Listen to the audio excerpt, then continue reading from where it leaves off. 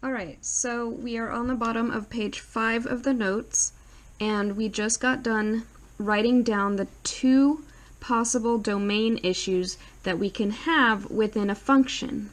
So these are really important, and we're going to use them to do the next example. So find the domain of the following functions.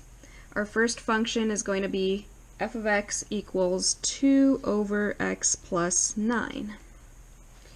So since we're trying to find the domain, we have to ask ourselves if there are any possible domain issues that could come up here. So that means one of these two. Could there be a denominator of 0, or could there be any negative numbers within an even root? Because if one of these two things is possible, then we have to address it. So here, we do not have any even roots, so this one's not going to be an issue. But there is a denominator, so we have to make sure that the denominator is not 0. So I'm going to write that down exactly like I just said it. I need to make sure that this denominator is not equal to 0. And then I can kind of solve this like I would a regular equation and subtract 9 from both sides. So I get that x cannot equal a negative 9. So I want to make sure that I write the correct symbol here. I want it to not equal, so I'm going to draw that line through the equal sign. So this is the only possible domain issue that could come up for this particular function. So we just have to make sure to leave out the number negative 9. And we're going to write our answer in interval notation. So if we just want to leave out the number negative 9, we're going to start with negative infinity, which always uses parentheses, and then go up to the number negative 9. And then I'm going to put parentheses to leave out the number negative 9, union, and then I'm going to start back at negative 9 and keep on going up to infinity. So what this is saying is start at negative infinity and go all the way up to positive infinity, but leave out, skip over negative 9. And that's what we want to do. So this is the domain of this function. For part B, our function is going to be g of x equals the fourth root of 22x minus 4/3. So since we're finding domain, we're going to ask ourselves, do we have any of these two possible issues? First of all, for this one, the only denominator in this expression is this 3. So that's not going to cause any issues because we're allowed to have 3 in the denominator. So we don't have that issue. For this second one, do we have any even roots? Well, yeah, because we have a fourth root. So we cannot have negative numbers inside the root. So what I'm going to do is write down that this part, the 22x minus 4/3, that inside part needs to be greater than or equal to the number 0. We know that for a fact because we know it can't be negative. And then I'm going to try to get the x by itself. One thing I can do here, since I don't really like to deal with fractions, is get rid of this denominator of 3. And I can do that by multiplying both sides by positive 3. So I'm going to multiply this whole side by 3, and then I'm going to multiply this side by 3 as well. And then I can distribute the 3. So 3 times 22x is 66x minus, when I multiply the 3 times the 4 over 3, the 3's are going to cancel, and I'm left with just the 4. And then we have the greater than or equal to symbol, and then 3 times 0 is 0. Then Now by doing that, it eliminated the fractions, and I can just go ahead and add 4 to both sides. So I'm going to get 66x is greater than or equal to positive 4. And then to get rid of the 66, I'm going to divide both sides by the 66, and I get 4 over 66 on the right side.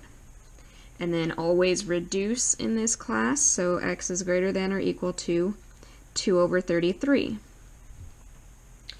And then I'm going to write this one in interval notation.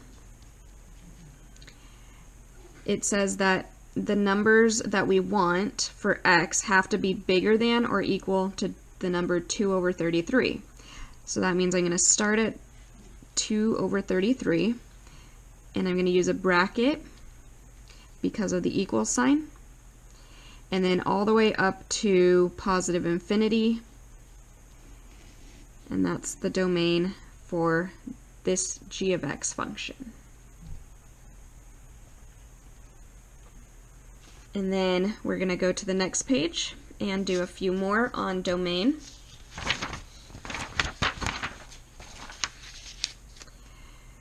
Part C, we have a function p sub 1 of x equals 1 over x squared plus 1 plus the absolute value of x. So that's our function. And we're just going to go through those two possible domain issues again. Do we have any denominators? This time we do have a denominator. And so we need to make sure that the denominator is never 0. But this one takes a little bit more thought, because think about what's going on in the denominator. We don't know what the number x is, but anytime we square any number, it will always be a positive number or it will turn out to be 0. So say x squared came out to be a positive number. In that case, we have a positive number plus 1. Well, that's never going to be 0. And then the other possibility is that x is the number 0. So then we'd have 0 squared plus 1, which is 1, so it's still not giving us 0 in the denominator. So here, there's actually no issues, since x squared plus 1 will never be equal to 0. So you can try as many numbers as possible to plug in for x, but this expression will never turn out to be equal to 0. Therefore, we don't have that issue in the denominator. So the domain is all real numbers.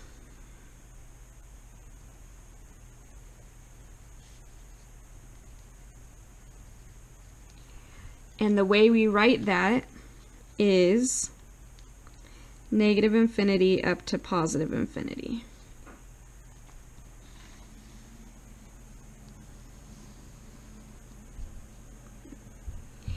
And then the other part of this function is the absolute value, but we don't even have to worry about that at all because we only have to look out for two possible domain issues, which are denominators and even roots, and absolute value has nothing to do with that.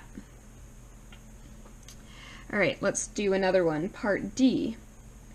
P sub 2 of x is going to equal the cube root of x minus 1. Alright, so we have to ask ourselves, are there any denominators to deal with? Well, no denominators this time. And then the second thing we have to ask ourselves is, do we have any even roots? Well, we don't have that either because this is an odd root. So here, no issues. So once again, the domain's going to be all real numbers, and I'm just going to write it this time with interval notation. So negative infinity up to infinity.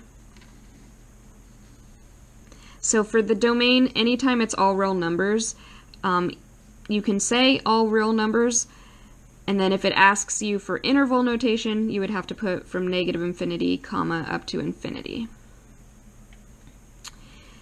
All right, and then the last one, part E, it's going to be 3x squared minus x plus 7 all over x squared plus 2x minus 3.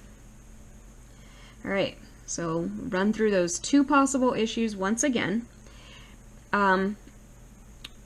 The only thing that we have to watch out for this one is the denominator. So we know that the denominator, x squared plus 2x minus 3, we know it cannot equal 0. And then what we're going to do here is factor, and we're going to use the AC method. And I'm not going to go through it, but if you use the AC method on this trinomial, then it factors to x plus 3 times x minus 1, so that cannot equal 0. Well, the only way for this expression to equal 0 would be if x is negative 3 or if x was 1. Because if we plug in a negative 3 here, that makes this one 0, and if we plug in a positive 1 here, that makes this factor 0.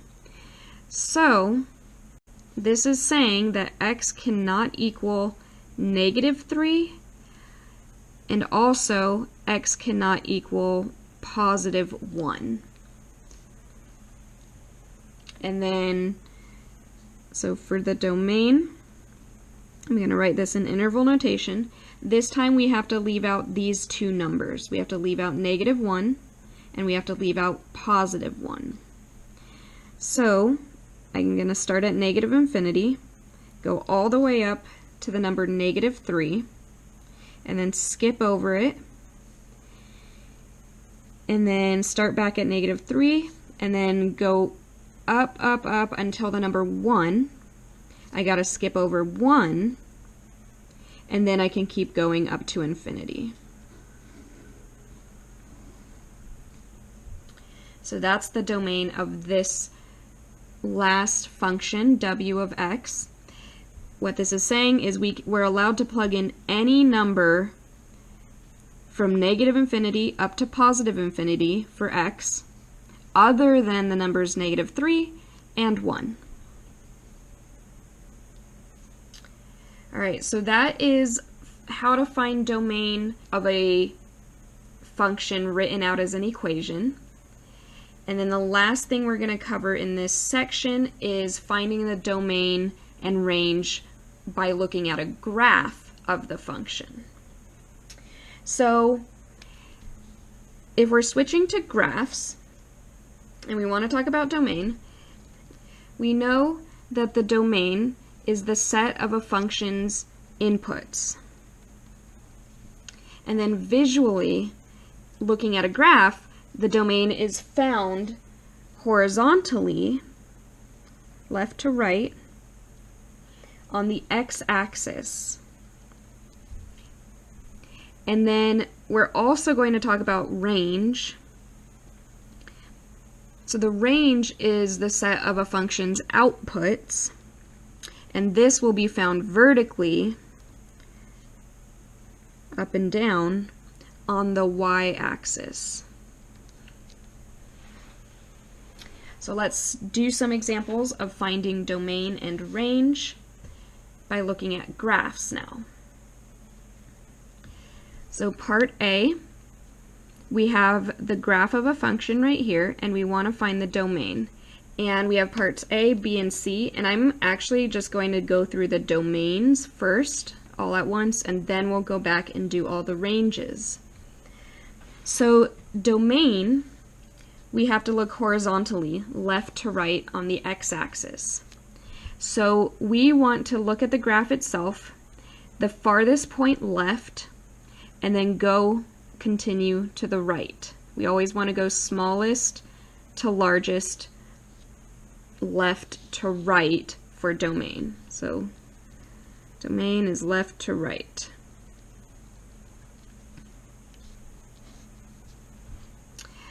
All right, so the smallest x value that the graph has, it keeps going on forever to the left. So we can start at negative infinity, and then it goes on forever to the right, so it's going all the way up to positive infinity. So that's that one's domain. Let's move on to B and do the same thing. Look left to right. So if we start over here on the left and then go up, we just want to find where it starts. And it starts right here. So you think, what number is that on the x-axis? That's the number -4. And it starts right at -4, so I'm going to put a bracket to include -4, comma, and then we go to the right, and we just see how far it goes to the right. Well, it has an arrow, so that means it just keeps on going forever to the right, so it's going to go up to positive infinity. And that's the domain for this function. And then part C, this graph extends forever and ever and ever so slowly to the left, and same thing to the right. It's really extending in both directions, left and right, like how this one is doing. This one's going forever left and right, no breaks. Same thing here, it's just a different shape. So this one's also going to be from negative infinity to infinity, left to right. So that's for the domains. Now let's switch to finding the ranges. Now the range, we have to look bottom to top instead of left to right. So for this one, we're going to start looking downwards and then try and climb up vertically. Well, this graph does extend forever in the down direction and then also forever in the up direction. So we're going to go from negative infinity and then climb up, up, up, and it's going to go all the way up to positive infinity. Let's do part B. So if we're looking from the bottom up, we want to ask ourselves, where does the graph start? Well, once I hit here, the graph actually begins. So the first value vertically that it hits is here, which is 0. So we're going to start at 0, and then if we keep going up, this graph does go on forever upwards. So we're going to go from 0 up to positive infinity. And then part C, clearly it's going down forever. So it's going to start at negative infinity. And if we climb up, keeps on going forever to positive infinity. Okay, let's go on to the top of the next page because we're going to do 3 more like this, just so you get the hang of it. All right, same exact thing here. We're going to go through the domains first and then back to the ranges. So again, remember domain means look left to right, smallest to largest. So for this one, it goes forever left.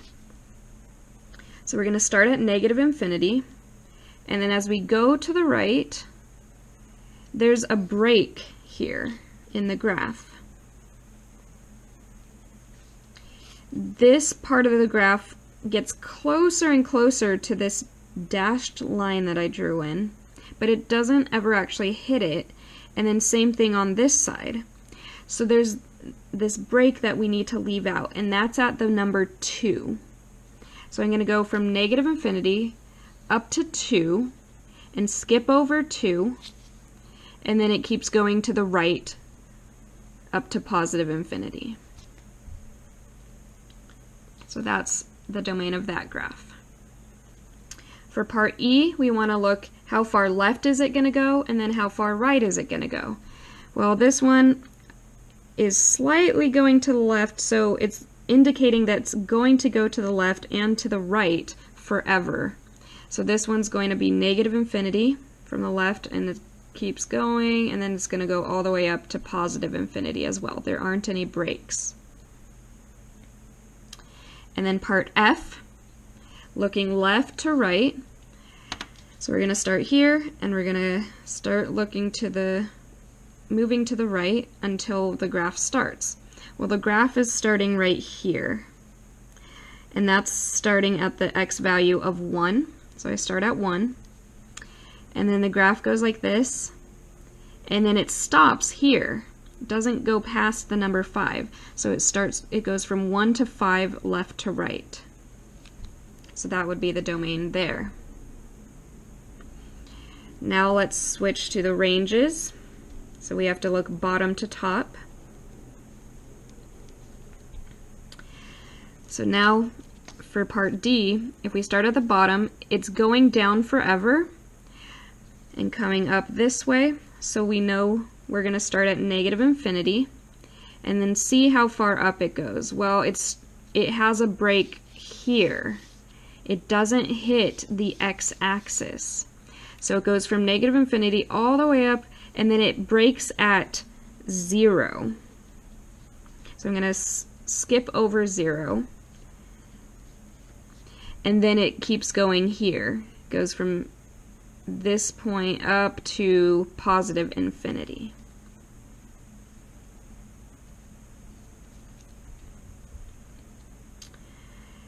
Okay, and let's do part E.